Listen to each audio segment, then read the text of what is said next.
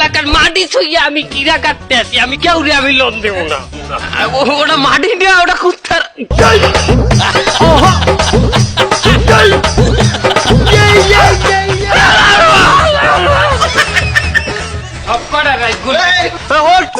অস্ত্র নামান, অস্ত্র নামান, নামান। আরে পকেটে না, অস্ত্র নামান। আমি আপনি দিনে দুপুরে গেলে অস্ত্র লইয়া রাস্তায় ঘোরেন, মানুষের হয়রানি করতে আছেন। আপনি তো একজন সন্ত্রাসী মিয়া। না না না না না স্যার, আমি সন্ত্রাসী না।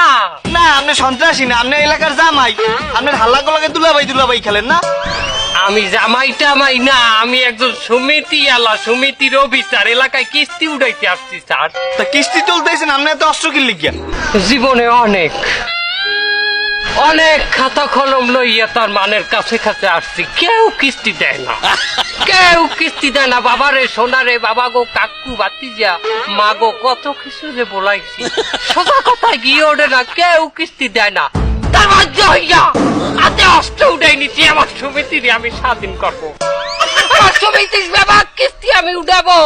তাই বললে আপনি অস্ত্র হাতে তুলে নেবেন, এটা তো অপরাধ। সেন্ট্রি, গ্রেপ্তার করো।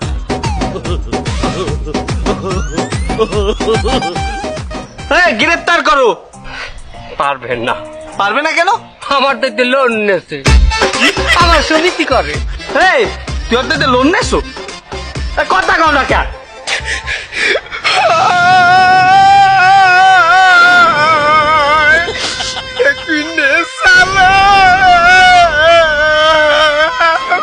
কি তুই লোন নেছো? তোরে তো সরকার ভালো একটা বেতন দেয়, তুই লোন নেছো কেন? আরে আমার